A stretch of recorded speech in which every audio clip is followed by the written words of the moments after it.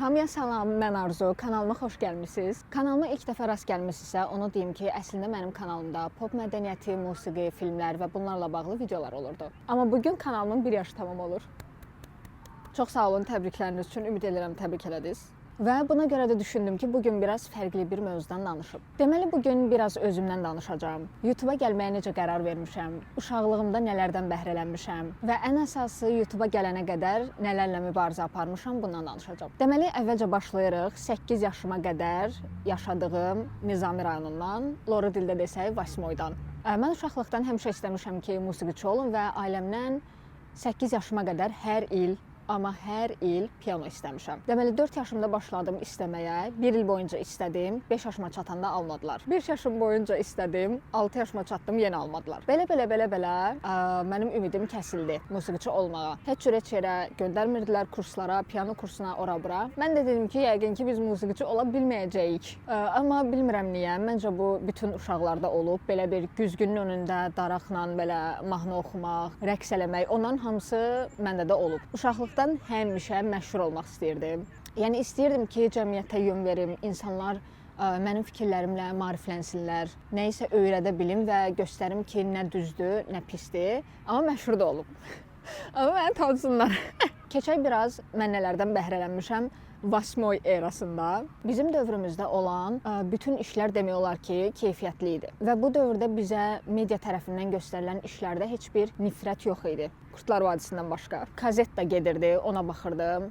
Spirited Away, Princess Mononoke, ən məşhurlar onlar olduğu üçün onları daha çox televiziyada görürdük. Ondan sonra Bugs Bunny, Space-dən Barbie-ni verirdilər, onlara baxırdım. Inspector Gadget-a baxırdım, onu çox sevirdim. Onu deyəsən hər gün verirdilər. Bilmirəm, o da səhər gedirdi, 12-də falan belə gedirdi, ona da baxırdım. Bunlar mənim ekran işləri zövqüm idi, yəni mən bunlarla böyümüşəm. O ki, qaldı əsas məsələ musiqiyə. Bizim evimizdə həmişə keyfiyyətli musiqi olub. 80-90-cı illərin Amerikan popu, Amerikan hitləri, ondan sonra Türk popu. Türk popu, yəni mənim üçün o qədər müqəddəs bir yerdədir ki, mən ondan böyümüşəm deyə 2005-2015 arası bütün Türk hit pop mahnılarını əzbər bilirəm. Demet Akalın, Hande Yener, Gülşən, Hadisə, yəni hamısının mahnılarını əzbər bilirəm. Pop musiqi primitiv musiqi olduğuna görə qulağa kömək eləyir. Yəni mən birdən-birə Kanye'yə qulaq asa bilməzdim. Ona görə də birinci pop musiqi ilə belə bir qulağımı yavaş-yavaş da birinci sinif kimi tərbiyə elədim. Daha sonra inkişaf elədiyi yerləri başqa bir erada görəcəksiniz. Həmişə bizim evimizdə musiqi gedirdi və daha çox bu maqnitofon adlandırılan bir cihaz var idi ki, onun kasetləri evdə bizdə durur hələ də. Hər dəfə o kasetlər təzələnirdi. Yəni Amerikan popu, Türk popu, Azərbaycan da dinləyirdi. Yəni hər şeyi mən dinləyirdim. Qulağım hər şeyi eşidib. Bundan əlavə mən niyə düşünürəm ki, keyfiyyətli uşaqlıq keçirmişəm? Çünki bütün günü küçədəydim. Yəni yay, qış küçədəydim də. Yəni ancaq oyun oynuyordum. Ortada qaldı, nə bilim, bilirsiniz də hamısına, bütün o məşhur oyunları, hamısını oynuyordum. Hamısında pis idim. Niyə? Çünki mən fiziki şeylərdə yaxşı deyiləm. Yəni qaçmaq, tullanmaq heç birini bilmirəm. Bu arada mən çox loser uşaq olmuşam, dəhşət. Yəni ki, məni döyürdülər, göndərirdilər evə. Məni döyüb evə göndərirdilər. Yəni mən neyinirdim sizə ki, məni döyürdünüz? Sizi səsləndirəm, bulilər. Mən də ağlaya-ağlaya evə gedirdim. Heç şey demirdim, amma mən də səni vurum zat. Yox. Beynimdə elə bir section yoxdur ki, yəni kimsə səni vurursa, sən də onu vura bilərsən. Nəysə, anam öyrətməmişdi uşaqlar bir sözlə. Mənim anam mənə demirdi ki, onu səni vururlar, sən də vur. Nəsə deyirlər, sən də de. Yox, mən döyülüb evə gəlirdim. Palçığa batırdım tez-tez, dəhşət yıxılırdım. İndi də çox belə şeyəm, belə bu sözü ingiliscə deyəcəm, üzr istəyirəm, Azərbaycan dilində bunun qarşılığını bilmirəm. Clumsy. Yəni ki, əlim qolum dəyir bir yerlərə. Hər an bir yerlərə dəyirdim və palçığa düşürdüm də, bildiyin. Nəysə, bomba günləri idi. Həmişə bu şey var, 1-2 bizimki ya da ekti-bekti bilmirəm. Bu bizdə olmurdu. Bizdə nə olurdu bilirsiniz? Bir dənə qız var idi, Aytən. Məsələn, hansısa oyuna başlamaq istəyirdi. Məsələn, sual verirdim ki, kim birinci başlayacaq? O da deyirdi ki, mən. Deyirdim ki, niyə sən? Deyirdi ki, mən böyüyəm. Bizdə elə idi uşaqlar, qayda belə idi. Kimin yaşı böyüdüsə, o başlayırdı, niyəsə. Nəysə, bu məni çox əsəbləşdirirdi. Buradan Aytənə demək istəyirəm ki, Aytən, ümid eləyirəm oyunda birinci başlamağın sənin həyatıma nəsə qatıb. İndi isə uşaqlar, keçirik məni böyüdən, məni yetişdirən bayıl erasına. Mənim 9 yaşım olanda, 3-cü sinifdə oxuyanda biz Vasmoydan köçdük Bayıla. Bayılda mən tək idim. Çünki Vasmoyda biz bina evində qalırdıq və yəni məhəllədə təxmin eləyirsiniz ki, nə qədər uşaq olur da. Amma Bayılda yox idi, qızlar yox idi, ancaq oğlan uşaqları idi. Mən də evdən çıxmırdım və get oynayırdım. Deməli, mənim özümdən böyük qardaşım var və özündən böyük bacı qardaşı olanlar bilir ki, evdə birinci hər şey ona alınır. Məsələn, kompüter ona alınır, telefon ona alınır. Hər şeyi birinci o görür, siz ondan baxıb eləyirsiniz sonra. Qardaşıma da kompüter alınmışdı, amma bizə hələ internet çatmamışdı. Yəni biz internetlə məşğul deyilik. Mən də görmüşdüm ki, GTA deyilən bir şey var. O qədər zövq alırdım ki, GTA oynamaqdan və GTA Vice City oynayırdım bu arada. GTA 18 belə çıxsa, GTA Vice City-ni yerini verə bilməz də mənə. Yəni o qədər ləzzət eləyir mənə GTA oynamaq, dəhşət də. Yəni bütün gün onu oynayırdım. Küçədə oynayacaq heç kim olmadığı üçün. GTA oynayırdım, bütün gün GTA oynayırdım. Sonra Need for Speed oynayırdım. Onun adı yadımdan çıxan bir versiyası var idi, onu oynayırdım. Maşınları belə bəzirdim, modification eləyirdim. Sonra onlarla yarışırdım. Bax, onda yaxşı idim. Onda yaxşı idim. GTA-da yaxşı değildim, amma onda yaxşı idim. Qardaşım belə edit filan işlərlə məşğul olurdu. Şəkil editləmək, video editləmək filan. Mən də yenə ondan baxırdım, evdə nəsə eləməyə çalışırdım. A1 səviyyə ingilis dilimlə orada sözləri oxuyurdum ki, kəsmək, işıq. Onları eləyirdim. Bayılda nədən bəhrələnmişəm? Bayılda izlədiyim şeylər, burada artıq necəsə Disney izləməyə başladım. Shake It Up, Hannah Montana, Camp Rock, bütün Disney işlərini orada gördüm. Ən sevdiyim film də Lemonade Mouth idi. O da musiqi ilə bağlı bir möhtəşəm film idi. Hələ də arada açıb baxıram ona. İzlədiyim şeylər bunlar idi. Musiqi zövqümə qalanda. Deməli, bura gələndə bizdə var idi Number One adlı bir kanal. Bu Number One-da da artıq xarici, indiki The Weeknd'dən tutun, Kendrick, Kanye, əsas pop artistlər, rap artistlər də var idi və mən yavaş-yavaş oradan tanımağa başladım. Bugün tanıdığım bütün əsas sənətçiləri, yəni 10 yaşımda, 11 yaşımda demək olar ki, tanıyırdım. Ən keyfiyyətli musiqi erası elə o vaxtlar idi. 2009-2016-18 arası deyə bilərəm. Çox məhsuldar, ən keyfiyyətli işlərin çıxdığı musiqi erası idi mənə görə. Bir tətbiq var idi, Wattpad adlı bir tətbiq. Burada həm kitab yaza bilirsiniz, həm də kitabları oxuya bilirsiniz. Mən də burada məşhurlar haqqında belə faktlar olan kitablar tapmışdım. Belə maraqlı faktlar səhifəsi kimi bir şey idi. Orada hər dəfə bir məşhur barədə belə ekslərindən tutun hər şeyinə qədər orada yəni açılıb tökülürdü. Mənə də çox maraqlı gəlirdi. Mən də oxuyurdum ki, məsələn, Zeynin səsi, Zeyn Malik, Zeynin səsi neçənci ildə dünyanın ən möhtəşəm 7 səsindən biri seçilib. Ay nə bilim, Taylor Swift'in göz rəngi belə nadirdir, filan belə-belə insanların diqqətini çəkəcək və paylaşıla biləcək məlumatlar. Mən də oradan başladım bütün bu celebrity, bütün bu məşhurları araşdırmağa, yediklərinə, içdiklərinə qədər də, yəni hər şeylərini araşdırmağa başladım. Mən Bayıla köçəndə culture shock yaşadım. Mən Vasmoyda oxuyanda bizim məktəbimiz çox qayda qanunlu idi. Yəni sən hiss eləyirdin ki, yaxşı müəllimlərdən nəsə öyrənirsən. Amma Bayıldakı məktəb, təəssüf ki, biz Bayılın çox kiçik və pis bir hissəsinə köçmüşdük. Balaca bir yer idi və buradakı məktəbin elm ocağı anlayışı ilə heç bir əlaqəsi yox idi. Burada bütün müəllimlər, amma bütün müəllimlər ləhcə ilə danışırdılar. Yəni coğrafiya müəllimi başqa bir ləhcəni bizə öyrədirdi. Azərbaycan dili ədəbiyyat müəllimi belə ləhcə ilə danışırdı. Yəni biz ləhcəni ilk dəfə, yəni mənim qulaqlarım o ləhcələri məktəbdə eşidib. Bir sözlə bizim məktəbimizdə tutunacaq heç bir budaq yox idi və bizim məktəbdəki qızların 90%-i ağ atlı şəhzadə axtarırdılar. Dediyim kimi balaca bir yer olduğuna görə ailələr uşaqlarını həm də oxuda bilmirdi. Üstəgəl savadlıq səviyyəsi də aşağı olduğu üçün heç kim demirdi ki, hə qızım get oxu, oğlum get oxu. Ona görə də o qızlar da düşünürdülər ki, ən yaxşısı mən varlı ər tapım və qurtulum. Oğlanlar da yenə eyni gedirdilər, fəhlə işləyirdilər, usta işləyirdilər, belə-belə işlərdə işləyirdilər və qətiyyən universitetə yaxın durmurdular. Yəni bizim məktəbdən sağ çıxmaq çox çətin məsələ idi. Bəs mən bu məktəbdən necə sağ çıxmışam və necə özümü qidalandırmışam. Deməli, mənim balaca bir telefonum var idi, çox düyməli Nokia. Bu da qardaşımın idi, ondan mənə qalmışdı. Deməli, bu telefonuma mahnılar yüklüyürdüm. Türk popu, Amerikan popu, Katy Perry'lər, nə bilim filan kəslər, yəni bildizlər, bütün əsas pop sənətçilər. Bunları yüklürdüm və bir kabelli qulaqlığım var idi. Onunla hər gün məktəbə gedəndə, məktəbdən gələndə hər an musiqi dinləyərək, yəni həyata tutunmağa çalışırdım. Və hər dəfə bezmədən, yəni usanmadan mən o musiqiləri sinif yoldaşlarıma qulaq asdırırdım. Deyirdim ki, baxın, belə sənətçi var, ay belə serial var, niyə buna baxmamısınız, kim baxıb? Yəni məktəbdə insan axtarırdım ki, o seriallara heç olmasa bir nəfər baxmış olsun, ya da bir nəfər Katy Perry'ni tanısın.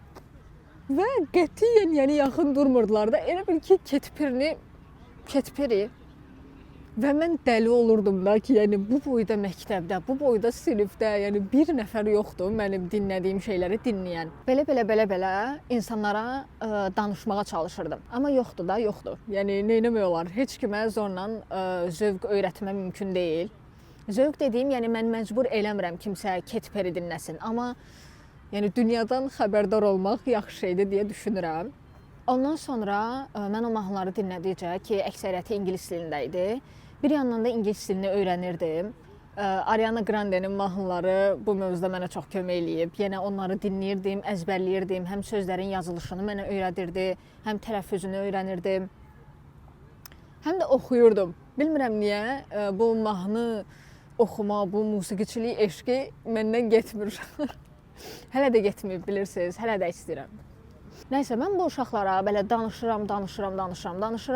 Görürəm ki, bunlardan xeyir yoxdur və insan istər-istəməz özünü tək hiss eləyir. Yəni ki, belə bir hiss var. Məsələn, siz hansısa filmdən ya musiqiçidən danışırsınız, qarşı tərəfdə deyir ki, mən də onu bilirəm, sən də dinləyirsən onu. Belə zövqlər birləşir və mükəmməl bir bağ çıxır da ortaya. Yəni, insan özünü çox xoşbəxt hiss eləyir səbəbsiz ki, yəni onunla eyni zövqdə olan birini tapır. Daha sonra gəldi abituriyent vaxtı. Mənim də heç bir fikrim yoxdur açığı. Çünki mən həmişə belə bir kamera önü, belə şeylər istədiyimdən və ailəmdən də o dəstəyi görmədiyimdən düşünməmişəm ki, mən gedim mədəniyyət incəsənətə verim və s. belə şeylər. Gəldi abituriyent vaxtı, mən istəyirdim ingilis dili tərcüməçiliyi. Yəni, hansı ağlımla oranı istəmişəm, heç bir fikrim yoxdur. Yəni, o qədər mənə uyğun olmayan bir işdir ki, tərcüməçi. Çünki ingilis dili müəllimi mənə demişdi ki, tərcüməçiliyi oxu, ingilis dili müəllimi də ola bilərsən. Və mən müəllim olacaqdım, yəni fikirləşin. Nəysə, qətiyyən belə bir şey ola bilməzdim, yəni mümkün deyil. Və abituriyentlik filan keçdim. Mən də 441 bal yığmışam. Mənim istədiyim yer isə 503 baldır, ödənişsiz olan. Gördüm ki, mümkün deyil də, yəni çatmır heç cür. Bir sinif yoldaşım mənə məsləhət gördü ki, sən niyə jurnalistikaya vermirsən? Dedim, qəşəng, niyə də yox? Və verdim jurnalistikaya. Daha sonra qabiliyyət imtahanı verməli idim, onu da verdim, keçdim və getdim jurnalistikaya. Gəldim jurnalistikaya, universitetdə çox da bir problem olmadı mənim üçün. Müəllimlərimin əksəriyyəti çox yaxşı idi, çox savadlı idi və onsuz da böyük bir əksəriyyəti televiziyalarda, radiolarda təcrübəsi olan insanlar idi. Ona görə də mənə xoş idi, yəni ki, universitet vaxtım. Amma gəlin görün ki, universitet vaxtıma nə düşdü? Pandemiya. Bu arada onu deyim ki, mən fiziki bacarıq tələb edən heç bir şeyi bacarmırdım. Tikiş tikmirdim əmək dərsində. Onların hamısını verirdim sinif yoldaşlarıma ki, siz tikin. Rəsm çəkə bilmirdim. Bu kardondan nəsə olur, düzəltmək. Onu eləyə bilmirdim. Yəni belə baxırdım ki, nə etməliyəm? Yəni necə eləyirsiniz bunu? Heç bir şeyi bacarmırdım. Qaça bilmirəm, tullana bilmirəm, rəsm çəkə bilmirəm.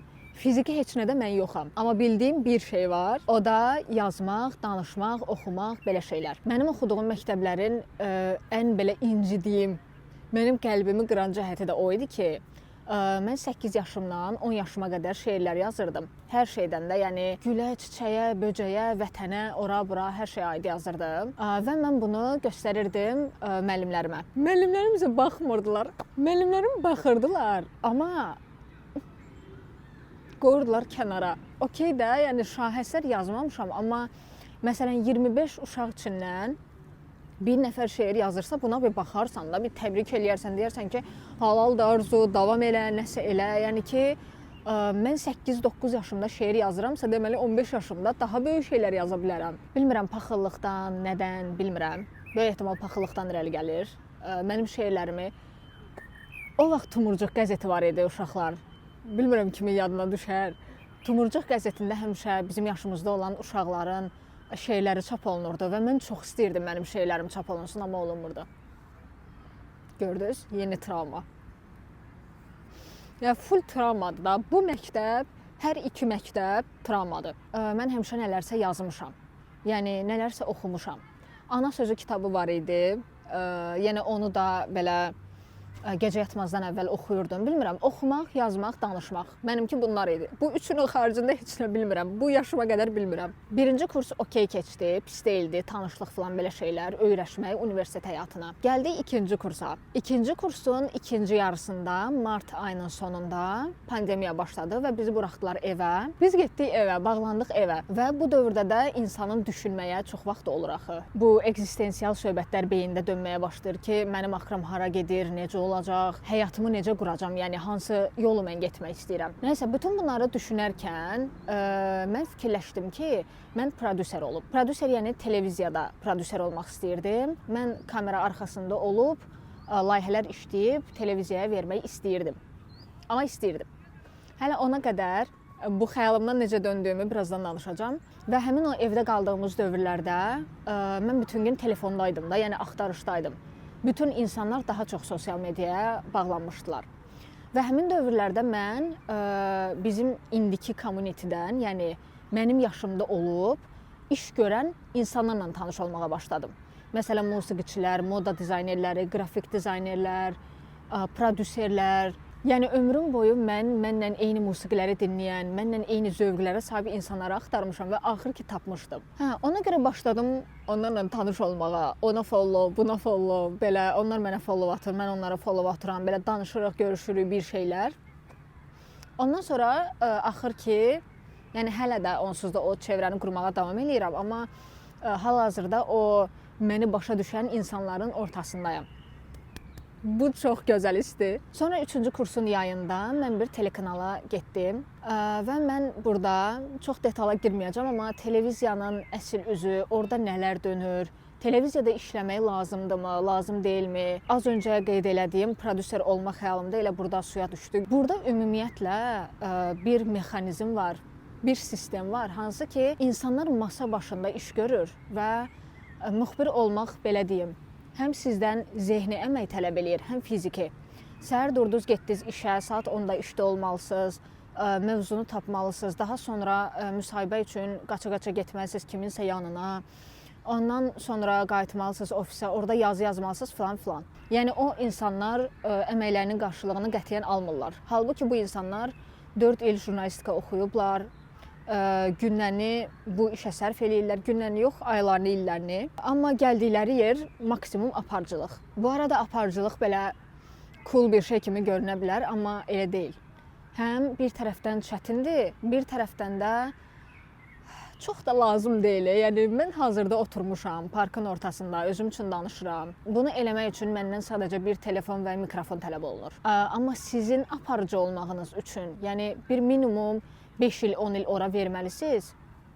Amma bəzi telekanallar var idi ki, ora siz 15.000 AZN ödəniş etməklə aparıcı ola bilərdiniz. Həm də istədiyiniz layihə ilə. Yəni verin 15.000-i sizə layihə hazırlasınlar, siz də olun aparıcı. Yəni bu və bu kimi olan bütün şeylər mənə tamamilə uzaq olduğu üçün mən başladım axtarışlara. Yəni özümün görə biləcəyim işləri axtarmağa. Mən gördüm ki, bu televiziyadan qətiyyən xeyir yoxdur. Bu arada onu deyim ki, bütün televiziyalar eynidir. 3-cü kursu da bir neçə ay orada işlədikdən sonra çıxdım, gəldim 4-cü kursa. Bu arada onu qeyd edeyim ki, mən müxtəlif işlərdə işləmişəm. Yəni satıcı işləmişəm, müxbir işləmişəm, koordinator işləmişəm, promotor işləmişəm, dublyaj sənətçisi işləmişəm. Yəni ağlınıza gələ biləcək hər işə əlimi atmışam öz ehtiyaclarımı qarşılamaq üçün və özümü belə sübut eləmək üçün. Ondan sonra 4-cü kursu da oxuduqdan sonra mənim ağlıma artıq YouTube yerləşmişdi. Düşünürdüm ki, necə eləyim ki, YouTube'a keçim. Amma YouTube'a keçmək o qədər də asan deyildi, təəssüf ki. Ümumiyyətlə YouTube'da danışmaq və ya məzmun yaradıcısı olmaq, sosial mediada özünü göstərmək asan deyil.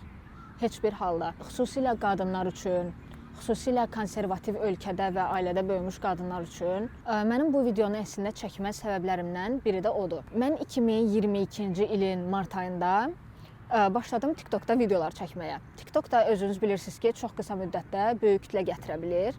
Ona görə dedim ki, mən də özümü sınayım. Mən də başladım oradan-buradan danışmağa, konsertlərdən, pop mədəniyyətindən, biraz qeybət, biraz belə maraqlı faktlar falan. Yoxlamaq istədim ki, görüm insanlar nə düşünür, yəni ümumiyyətlə belə bir şeyə maraq varmı?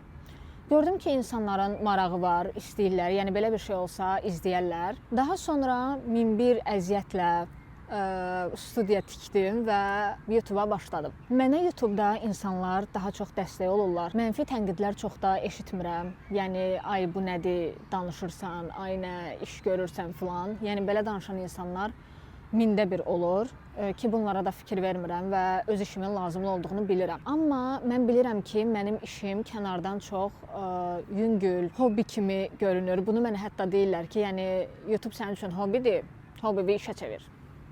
Əvvəlcə onu deyim ki, YouTube mənim hobbim deyil, YouTube mənim işimdir. Çünki həm mən jurnalistika bitirmişəm, media işini bilirəm, mediadan gəlmişəm. Bunu müxtəlif yerlərdə təcrübə də eləmişəm, yəni televiziyada da bu sayədə işləmişəm. Ona görə də təcrübəmə də əsaslanaraq bu işi görürəm. Digər tərəfdən isə ölkənin Met Gala haqqında bilməyə, Grammy haqqında bilməyə, bir albom rolloutu necə baş verir bunu bilməyə haqqı var. Yəni mən görürəm ki, bu ölkədə hələ də plagiat və samplingi ayıra bilməyən kütlə var. Məsələn, mən görürdüm ki, hansısa musiqiçi albom yayımlayır, mahnı yayımlayır, insanlar onu başa düşmürlər. Ya yapışırlar ototundan, ya nəsə də baş verir. Və burada janrlarla bağlı, albomlarla bağlı, ümumiyyətlə musiqi ilə bağlı çox böyük bir savadsızlıq, məlumatsızlıq var. İlk videomda da bunu demişdim ki, yəni mənim işim, mənim etmək istədiyim şey maarifləndirməkdir. Hansı ki, uşaqlıqda olan xəyalım var idi ki, hansısa iş görüm, insanlara təsir göstərə bilim. Hazırda da o işi görməyə davam edirəm. Sadəcə bunu musiqi sayəsində eləyirəm. Bu da elə gətirdi ki, uşaq vaxtı musiqiçi ola bilmədiyim üçün hazırda çevrəmdəki hamı musiqiçidir. Demək olar, musiqiçi olmasa belə musiqini çox yaxşı bilən insanlardır və bu mədəniyyətin içində olan insanlardır və axır ki, kainat mənə istədiyimi verdi və o insanların ortasındayam. Bunun üçün çox xoşbəxtəm. Məni izləyən bütün o dostlarım, sizi çox sevirəm, yaxşı ki varsınız. Bundan əlavə xüsusilə danışmaq istədiyim başqa bir mövzu var. Mənim hazırda kamera qarşısında danışmağım mənim hardasa bir 10-15 illik mübarizəmin nəticəsidir. Dediyim kimi, mən konservativ ailədə böyümüşəm və nə ölkə şərtləri, nə də ailəm mənə icazə vermirdi ki, belə bir işə addım atım. Yəni, kamera qarşısında danışmaq bir qırağa, mənim Instagramda şəkillərimi paylaşmağım belə qadağan idi. Evə girmə-çıxma vaxtım var idi, mən axşam 7-dən gec evdə ola bilməzdim. Mənim atam həmişə fikirləşib ki, qız uşağı oxumaz və o da istəyib ki, mən evlənim gedim. Və qızlar üçün həm ata, həm özündən böyük qardaş olan bir evdə kamera qarşısında danışmaq, müstəqil yaşamağa çalışmaq, bunların hamısı çox çətindir və mən düşünürəm ki, bunu yaşamayan insanlar heç vaxt bunu tam mənasıyla anlaya bilməzlər. Bütün bunlara baxmayaraq, mən oxudum, işlədim, YouTube-a keçdim, Instagramım da açıqdır, hər şey qaydasındadır, amma bunların hamısı məndən çox böyük mübarizə tələb edib. Yəni, mən vaxtında o gücü, o qətiyyəti ortaya qoymasaydım, mən hələ də bu videonu çəkməyəcəkdim. Siz məni tanımayacaqdınız, mən bəlkə də evlənib getmişdim. Valideyn bunlara niyə icazə vermir? Mən bilirəm ki, Azərbaycanda bir çox qadında belə problem var, gənc qızda. Çünki ailə modeli ənənəsinə uyğun gəlmirik. Yəni, normalda mən əslində indi evli olmalıydım və evdə uşaq baxmalıydım. Amma mən parkın ortasında oturub izləyicilərimə öz mübarizəmdən danışıram. Bu, təbii ki, ailəyə sərf etməz, çünki ailə istəyər ki, uşağını yerbəyer etsin. Amma bir qadın işləmək istəyirsə, müstəqildirsə, ayrı evə çıxmaq istəyirsə, həyatını yaşamaq istəyirsə, o avaradır, yəni sahibsizdir. Onun kiməsə ehtiyacı var, mütləq bir kişi fiquru olmalıdır ki, onu qorusun və yaxud da sahibsiz qalmayaq. Bundan əlavə mənim mübarizəm sadəcə ailə ilə də sərhədli deyildi və deyil hələ də. Bu və bunun kimi sizə danışmadığım yüzlərcə şeyin mən mübarizəsini verirəm. Təkcə mən deyil, bütün məzmun yaradıcıları, mənim kimi jurnalist olan, olmayan, müxtəlif işlərdə işləyən, özünü sübut etməyə çalışan hamı müəyyən bir mübarizə içindədir onsuz da. Və mən də bu video ilə istədim ki, sizə bu mübarizələrimin belə bu boyda bir hissəsini danışım. Bu videonu çəkməyə necə cəsarət elədim? Bu videonu çəkməyə Douchi'dən cəsarət tapdım. Douchi'ni tanımırsınızsa, bu ilki Grammy-lərdə ən yaxşı albom mükafatını qazanmışdı. Hip-hop sənətçisidir. Hazırda dağıdır da, yəni hər yerdədir. Onun bir videosu var idi YouTube-da, işdən qovulduğu videonu paylaşmışdı və bu barədə danışırdı ki, bəs işdən qovulmuşam, amma vaz keçməyəcəm, sabahdan gedəcəm bütün studiyalara iş axtaracam filan belə. Və mən o videonu görəndə fərqinə vardım ki, biz həmişə həyatımızdakı yaxşı şeyləri göstəririk. Yəni ən gözəl geyimlərimizi, ən gözəl istirahətimizi, həyatımızın ən yaxşı anlarını paylaşırıq. Amma əslində bir uğur qazanana qədər 100 dənə uğursuzluğu geridə buraxmış oluruq. Ona görə də istədim ki, mən də öz mübarizəmi və nələrdən bəhrələndiyimi, necə bu yerlərə gəldiyimi danışım. Bəlkə sizin üçün də nəsə belə ilham olar və yaxud da siz də mənim videoda danışdığım şeylərdə özünüzü taparsınız. Bəlkə kiməsə cəsarət olar. Ona görə də bu videonu izləyənlərə təşəkkür edirəm. Ümid edirəm ki, nəyin mübarizəsini verirsinizsə, ondan qalib çıxarsınız. Əsas odur ki, heç vaxt vaz keçməyin. Pis məktəblərdə oxusaz da, pis müəllimlərlə qarşılaşsaz da, sizə haqsızlıq edilsə də, sizin öz güvəninizi, öz dəyərinizi aşağı salmağa çalışsalar da, sizi başqaları ilə müqayisə etsələr də, siz istəsəz hər şeyi edə bilərsiniz. Bu bir mən bacardım videosu deyildi, təəssüf ki, amma mən bacaranda o videonu da çəkəcəm. Amma niyəsə mübarizələrimin burada qalmağını istədim, ən azından arada baxıb güc toplamaq üçün.